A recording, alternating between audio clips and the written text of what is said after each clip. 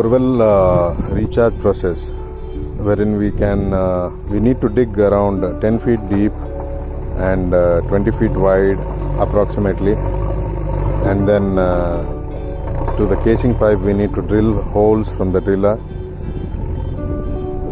3 inches apart in a zigzag way, and then we need to tie the mosquito net around it and tie it properly.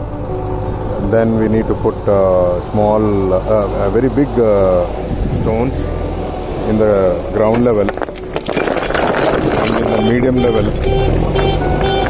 height we need to put smaller stones, and then we can put very small stones like this in and around around the casing pipe, so that it can get filtered, it can get the water filtered properly around it, and casing pipe will also be having safety around it, so that any stone should not hit the casing pipe. And this way,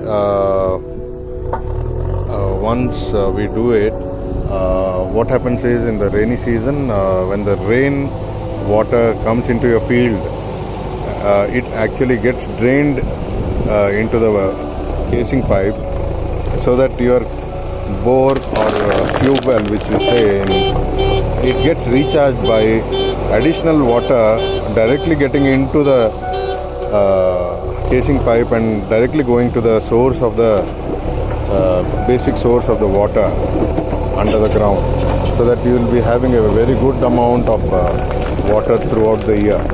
This is the reason we do it here, because of very less rains, and we need to harvest the rain water so that it will be beneficial for the environment.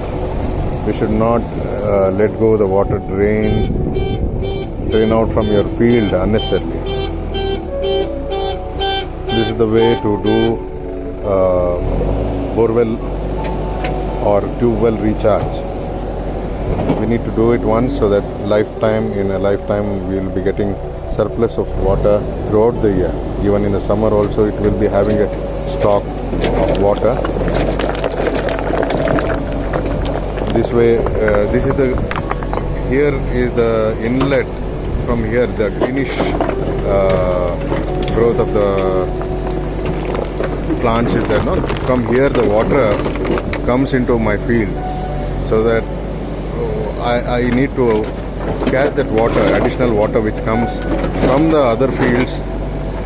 It actually comes and just goes around the field, and then there is a drainage and it will go to the next field.